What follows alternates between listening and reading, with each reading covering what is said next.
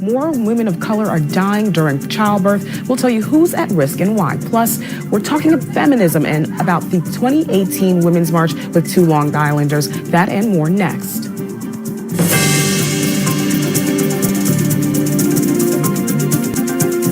Serena Williams raising awareness about health care for pregnant black women. The tennis star recently gave birth to her first child through an emergency C-section. She says she could have died if she hadn't diagnosed her own blood clots. Williams says all women need better care, but she points out that black women are over 3 times more likely to die from pregnancy or childbirth-related causes.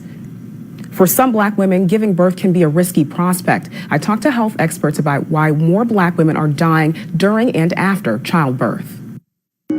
This is what mommy is. I'm an activist. Erica Garner was only 27 years old when she died of a massive heart attack. The activist was the daughter of Eric Garner, the Staten Island man killed by police in a banned chokehold. She had her first heart attack a short time after giving birth to her son in August.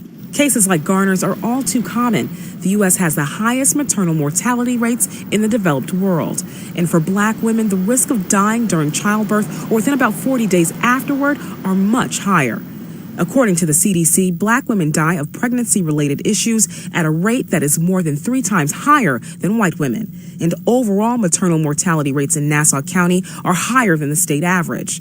Dr. Stephanie Buck-Haskin, an OBGYN in Great Neck, says these disparities can be attributed to conditions like high blood pressure, diabetes, and obesity. A lot of black women are overweight, and they have undiagnosed medical problems such as hypertension.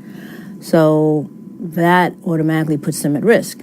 Looking at the disparities or those differences that we see by race, ethnicity, those conditions are not enough to explain why those differences are there. Martine Hackett is a professor at Hofstra University. Much of her research is about maternal and infant health. She says women with pre-existing conditions are at higher risk, but the effects of chronic stress on the body also contributes to this disparity. Part of the explanation for why African American women have higher rates of both maternal mortality and infant mortality have to do with the effects of racism and how that translates into the body as stress and also as poor health outcomes.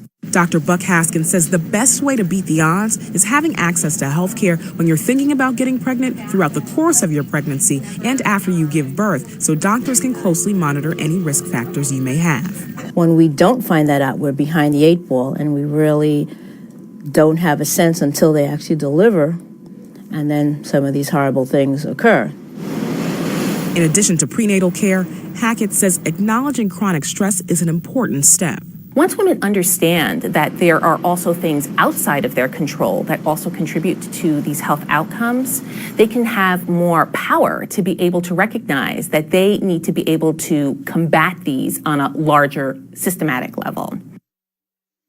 If you're pregnant and can't afford health insurance, you may be eligible for the Prenatal Care Assistance Program, or PCAP. For more information, you can visit www.health.ny.gov to learn more, or you can visit our website at news12.com and click on numbers and links.